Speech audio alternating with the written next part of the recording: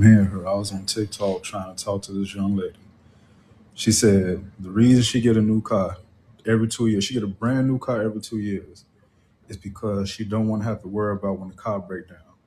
And I said, okay. I said, what is your definition of the car breaking down? She said she don't have to worry about stuff like tire rotation, oil change, change the brakes, little shit like that. And I was like, sweetheart, come sit down. Please just sit down. You do realize all the shit that you name is cheaper than the car note that you're paying every month, and then that shit don't break down every month. So once you finish paying that stuff off, let's say your car is paid off, you need your some new tires, you need an oil change, whatever the fuck it is. That stuff is still cheaper than paying the car note every month. Once you pay for that stuff that you need to get fixed, you don't have to ever worry about paying the car note for the next months ahead. And it's not just her; it's a lot of people that I work with who think like that. Why is your car note $1,700? Why are you driving around in something that you can? That's like rent. That's like paying rent or mortgage. Why is your car note just as high as rent or mortgage, and you are okay with it? I remember I had an ex. She had a car. Her brakes needed to get done. I was like, you know what? I'm gonna fix it. Income tax came around. By the time I went to work and came home, she had a brand new car. I was like, why'd you get a brand new car? I needed my brakes done. They said it was just better to get a It just doesn't make sense for somebody to pay $1,700 only to avoid regular maintenance for a car that needs that for it to keep going. So she basically switches cars every 2 years, like he stated. $1,700, you times that by 24 because it's a 2 year lease. That is $40,000. She could have literally paid off a financed car and kept it and build wealth. So then, which then would lead to financial independence. But again, we're just gonna make decisions, and at the end of the term, we've paid $40,000 with nothing to show for it, and then we got to restart the clock again, put down another $4,000, and then pay another $1,500 to $1,700. So again, in another 2 years, that's another 40,000. That's $80,000 down the hole. And then we ask ourselves, like, oh, inflation, like, no, these are personal choices. I have family members that have this mentality as well, where they think newer is better. I have people telling me to buy a new car every time. I'm sorry, I will not be in that delusional state of psychosis. I'm not doing this with people. I remember telling you guys, if you're a day one in this channel, make sure to like, comment, and subscribe, right?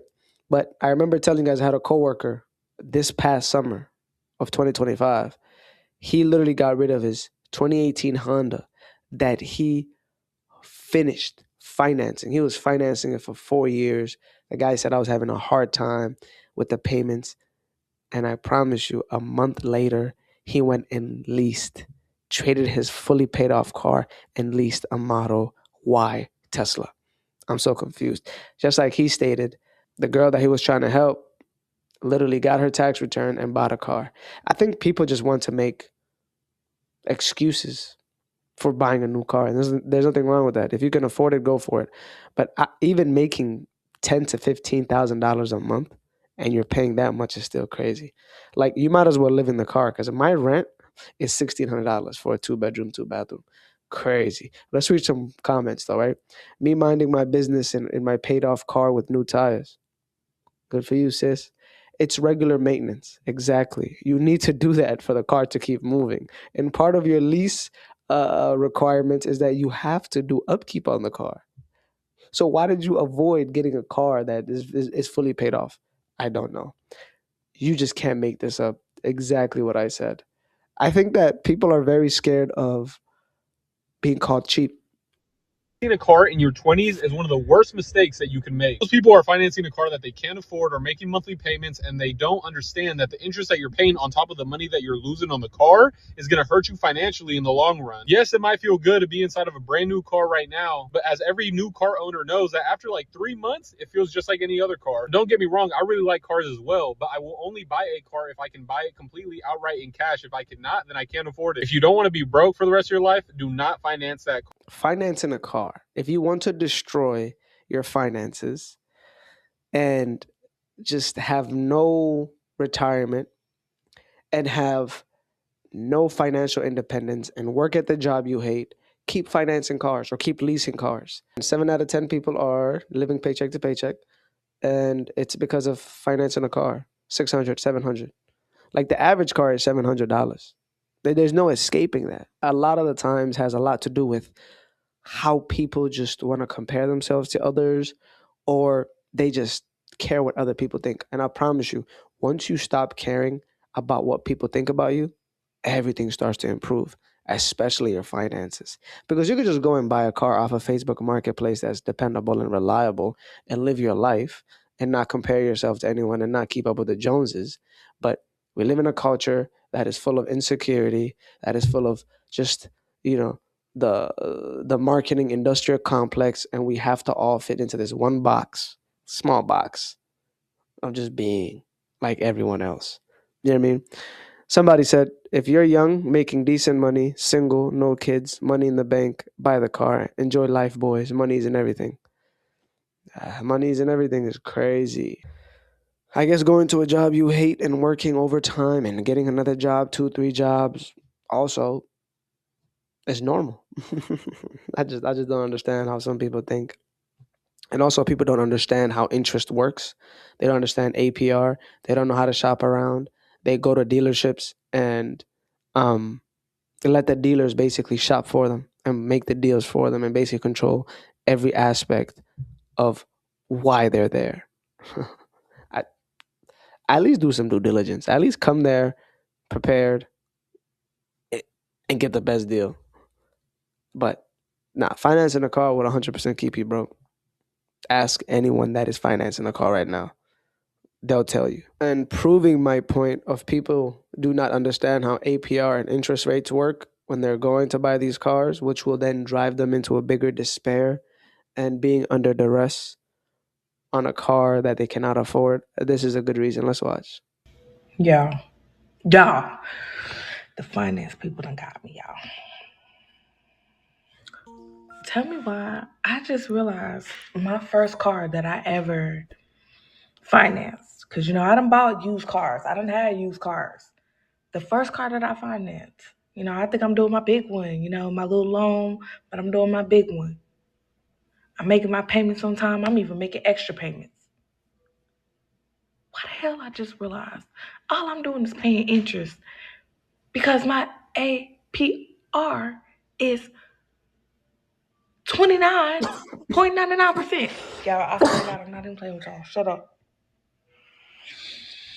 Why didn't they teach us this in school? I can't even tell you what the hell we used the Pythagorean theorem for, but I could damn sure tell you my APR is 30%. Why didn't nobody teach this in school is crazy.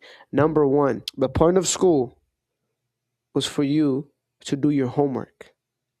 Now, because you were taught to do your homework, that didn't just stop after school. Life will give you homework and you have to do it. Due diligence, research, right? Basic understanding of how things work before you get yourself into trouble and shoot yourself in the leg, right? To be like, I coughed so bad hearing that 29, like crazy, crazy. Like they literally maxed her at the rate that is legal to be financed at, right? Because I think you can't pass 30. If I'm not sure, please let me know in the comments. But there's a level of legality that you can't pass a certain APR, or these dealerships will hit you with 50% interest rates. I don't know how other states work, but let me know what you think down below. But to pay 29%, you will never pay off that car, and you will be in a severe underwater with the negative equity. They didn't teach us in school is just not being accountable, just lacking any critical thinking or any like basic common sense. And we have the age of the internet. Like you can search anything up right now. You have TikTok, you have ChatGPT, you have Gemini, you have all these AI softwares and all these AI tools for you to just search up, hey, I want to go buy a car. What should I do to get the best deal? And just give me the basic guidelines or lead me on the way to just get a better deal. Like it doesn't matter how you word it. The AI is smart enough to understand what you're trying to say. But to pay 29%, sweetheart, that is 100% your fault. Let's read some comments. Somebody said, gap insurance and tree, sweetheart. Insurance fraud. Insurance scam. Crazy. Like, this is wild. You said something there. She responded. Somebody said, the dealership hit me with a 19%. 19% made that first payment and refinanced with my credit union at 6%. Now, that is a person that made an emotional decision and backtracked and improvised. Congratulations to that person, but 29% is just diabolical. I don't know what people are doing. I don't know.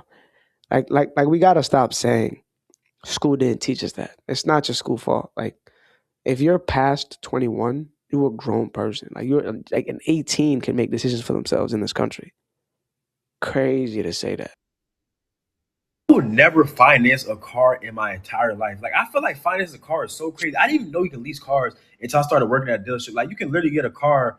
A lot of people already know this. I might just be dumb, but you can literally get a car for like 2 or 3 years and just give it back to them. That to me, that seems like such a smarter option because you can get a new car every couple years, and it's no consequence behind it. I mean, obviously you don't own the car and you can't really add too much to it because it's not really your car. But bro, you're just trying to get A to B and you're trying to drive something nice every couple years, bro. Why in the world are you financing the car? It's so dumb. Like, I have a car right now. I bought it like 2021, 2022, and it's a nice car. It's a Hyundai accent. I don't know how to say it. Hyundai accent. It's a pretty nice car. It's effective. Gas effective, fuel effective, whatever you want to call it. It's a nice car. But bro, I want a new car, but I still owe like 10 grand on it, bro. I'm like, oh my God, I could have just leased the car for 2 or 3 years and got something nice. And then I could just return it any time of the day. Like, why are we not finding, like, especially if it's like an electric car? Why would you buy an electric car? That's so dumb. Like, electric cars have no value once you try to turn it back in. I learned that at a dealership. They have no value. If you guys are getting a new car, lease it. Do not finance it. Again, it goes back, as you can see, what people are saying is that they just want new cars every 2 years. There's nothing wrong with that if you can afford it. There's nothing wrong with that if you can throw away that money that could have went into financing a car one time and just being done with it and building wealth and just trying to get into a financial prosperous situation. Like, if you already owe $10,000 on a car, finish it and just keep it. And my biggest thing is, where are the parents at? Like, where's the fathers, man? Where are the sweethearted grandmothers that should tell these people that they're just overreacting and are delusional? And they need that real grown heart-to-heart conversations. Like, set your ass down. Period. Finish this car and enjoy life. And the thing about a lease is you will constantly have a payment and have nothing to show for it. The cost of ownership is what we should be looking at. Let's read some of the comments though. You will constantly have a payment and will never own one. Financing a car builds credit. Some people would rather have a car payment on a newer car than worry about repairs on an old cash car.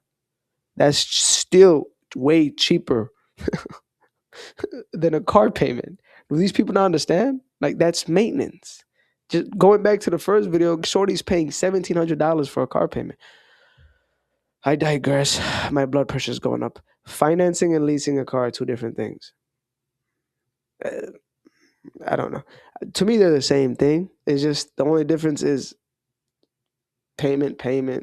Like, you keep one, you return this one. It's the same thing. Like, you guys are getting played by the dealerships. I'll pay it off and keep it and do whatever. That's the goal. Like, that's the goal. These cars are the biggest wealth killers. This and credit cards will destroy you, and it'll take you years to pay these things off. And, they have student loans. Like, they have credit card debt. They have car payments. They have bad decision making. And this is no shot to anybody. But you already have a system that's trying to keep you broke. But you keep subscribing every month. I'm going to end the video here, guys. Make sure to like, comment, and subscribe. Let me know what you guys think down below. Be good, do good, and I'll catch you on the next one. Peace.